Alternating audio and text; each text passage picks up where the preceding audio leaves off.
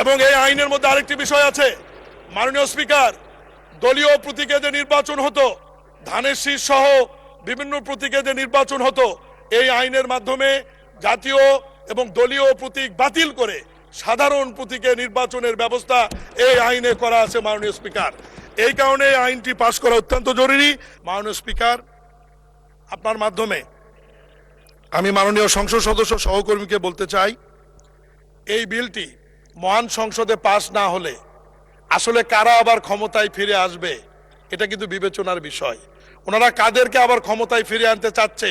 রক্ত পিপাসু July August আন্দোলনে যারা পুলিশের সাথে আমাদেরকে হামলা করেছে, অস্ত্র ব্যবহার করেছে, হামলায় যারা আমাদের সাথে অংশগ্রহণ করেছে, আমাদের বিপক্ষে অবস্থান নিয়েছিল, সেই সমস্ত জনপ্রতিনিধি এই আইনটি পাশ না হলে আবার তারা পৌরসভার মেয়র এবং কাউন্সিলর পদে ফিরে আসবে মাননীয় স্পিকার।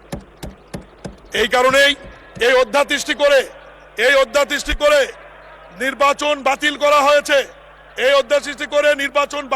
হয়েছে, এবং এই জায়গাগুলিতে প্রশাসক নিয়োগ করা হয়েছে মাননীয় স্পিকার।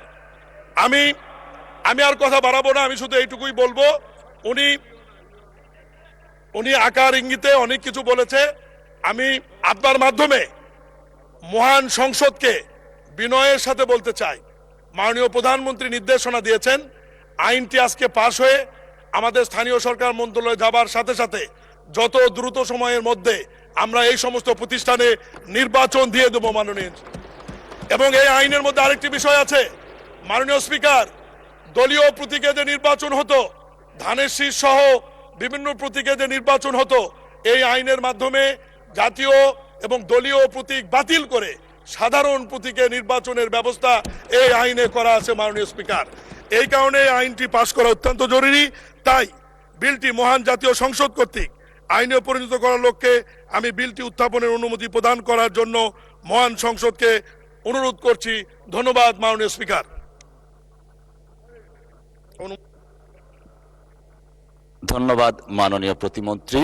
সংসদের সামনে প্রশ্ন হচ্ছে, স্থানীয় সরকার পৌরসভা সংশোধন বিল 2026 উত্থাপনের অনুমতি প্রদান করা হোক। যারা এই প্রস্তাবের পক্ষে আছেন তারা হাঁ বলুন, যারা এই প্রস্তাবের বিপক্ষে আছেন তারা না বলুন। আমার মনে হয় হাঁ জয়যুক্ত হয়েছে, হাঁ জয়যুক্ত হয়েছে, হাঁ জয়যুক্ত হয়েছে।